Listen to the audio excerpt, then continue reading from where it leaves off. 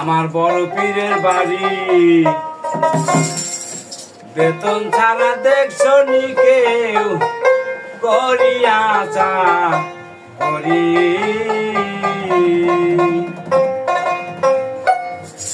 আমার আল্লাহ যারে দান করেছে আমার আল্লাহ যারে দান করেছে আবার আউলিয়া সরদারি বেতন ছাড়া দেখছো নি কেউ করিয়া চাকরি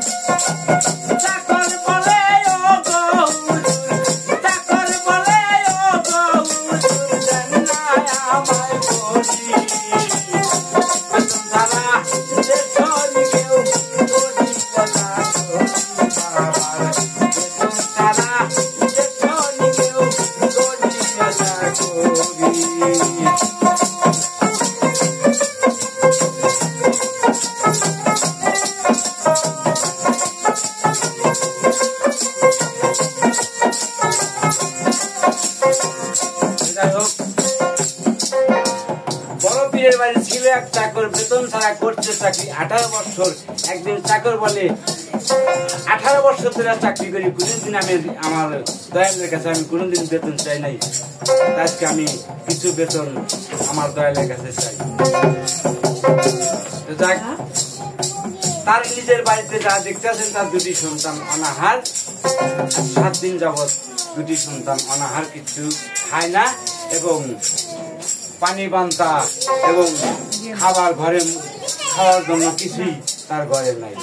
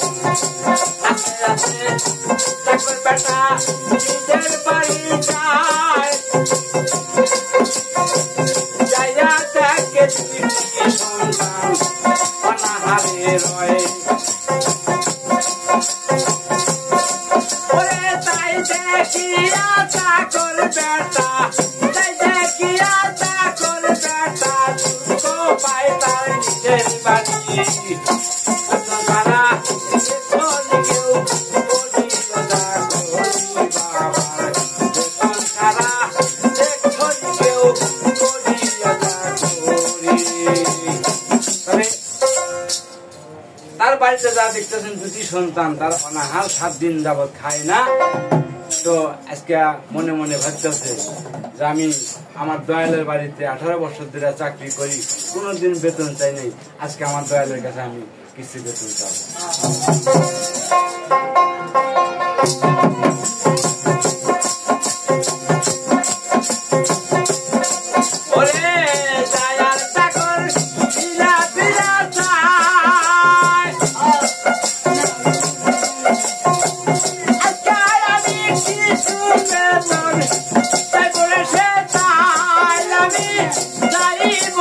Bye.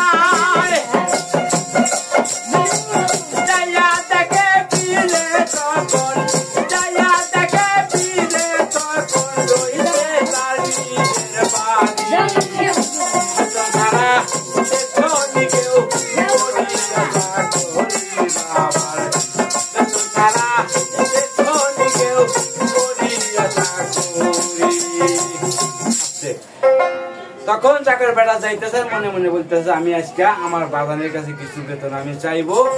যা দেখতেছেন যে বড় বীর আব্দুল কাদের জিলানী তার বাড়ির বারিন্দায় বসে আছেন, যা বললেন হে বাজান আমি 18 বছর ধরে আপনার বাড়িতে চাকরি করি, কোনোদিন বেতন চাই নাই। আজকে আমার নিজের বাড়িতে যা দেখতেছে আমার 2টি সন্তান অনাহার, আজকে বাজান আমি কিছু বেতন চাই, আমাকে কিছু বেতন দিতে হবে বা আমার কি কিছু বেতন দেন। তখন বেতন যখন চাইলেন তখন বড় বীরে সে একটা কথাও বলছিলেন না।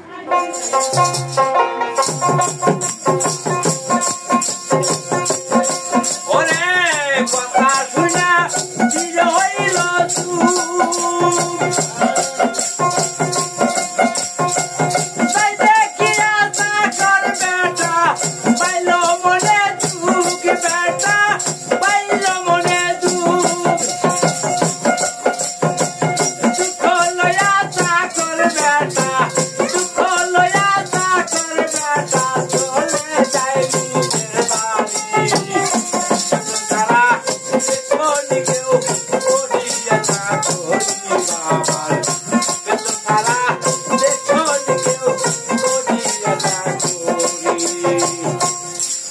তখন বাস কি করলেন, যারা যখন বেতন চাইলেন বেতন চাওয়ার সঙ্গে সঙ্গে বড় বীর একটা কথাও বললেন না যে আমি তোমাকে বেতন দেব কি দেব না, সেরকম কোনো কথা তার সাথে বললেন না। তখন বাস করলেন কি চাকর বেটা আবার তার নিজের বাড়ির দিকে রওনা দিলেন।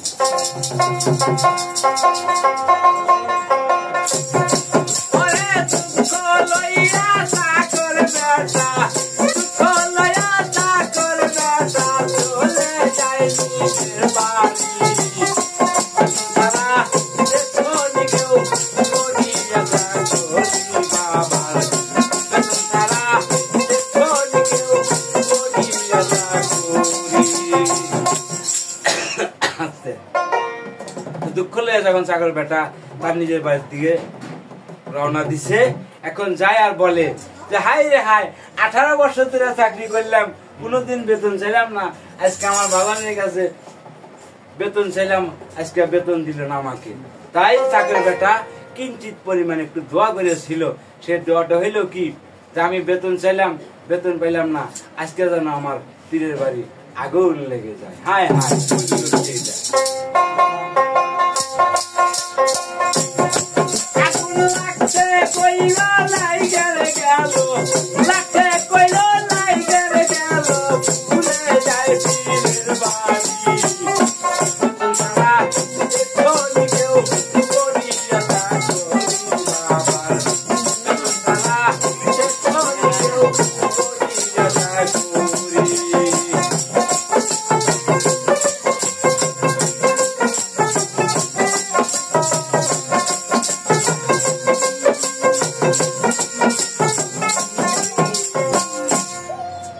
তখন এই কথা বলার সঙ্গে সঙ্গে পীরের বাড়ির দিকে আগুন ধাপিত হয়ে গেল, পীরের বাড়ি আগুন লেগে গেল।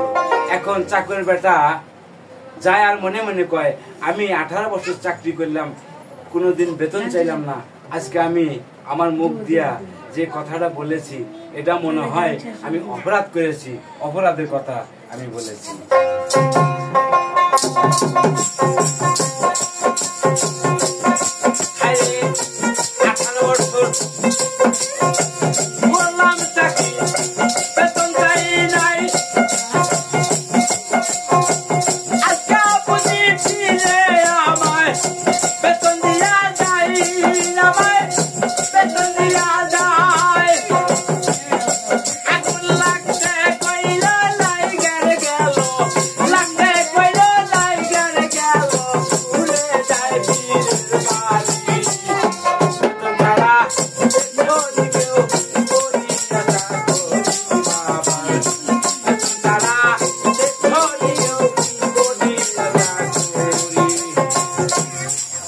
তখন চাকরের বেটা পিছন দিক থেকে দেখতেছেন যে তার পীরের বাড়িতে আগুন লেগে গেছে।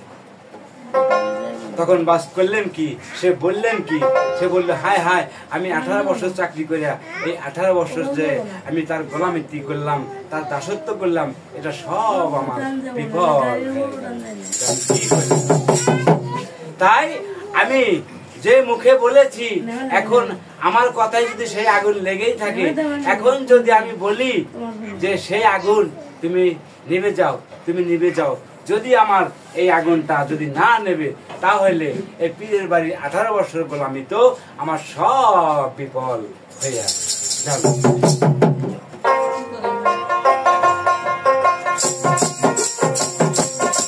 আগুন লাগছে কইল লাইগার গেল, লাগছে কইল লাইগার গেল, যায় পীরের বাড়ি।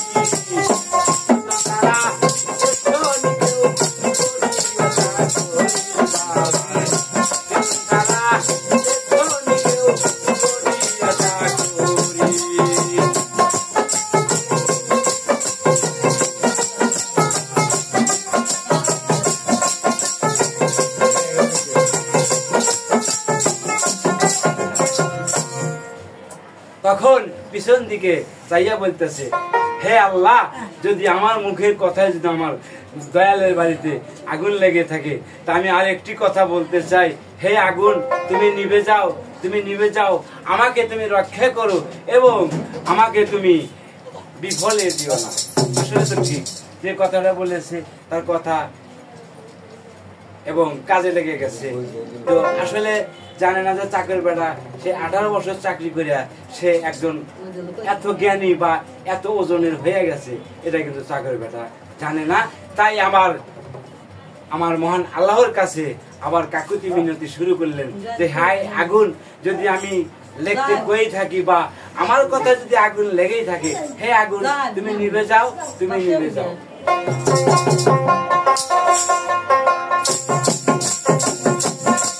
আগুন নিভতে কইল নিভের গেল, নিভতে কইল নিভের গেল, বেঁচে যায় পীরের বাড়ি।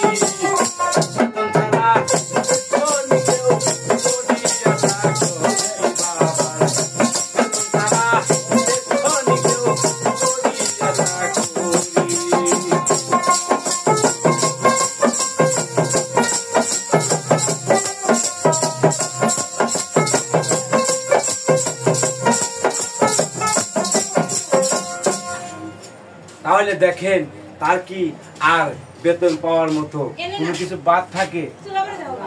তার বেতন পাইয়াই গেল, কেননা সে মুখটা যা বলতেছে তাই হইতেছে, সে যা বলতেছে তাই আমার মহান আল্লাহ তাআলা শুনতেছে।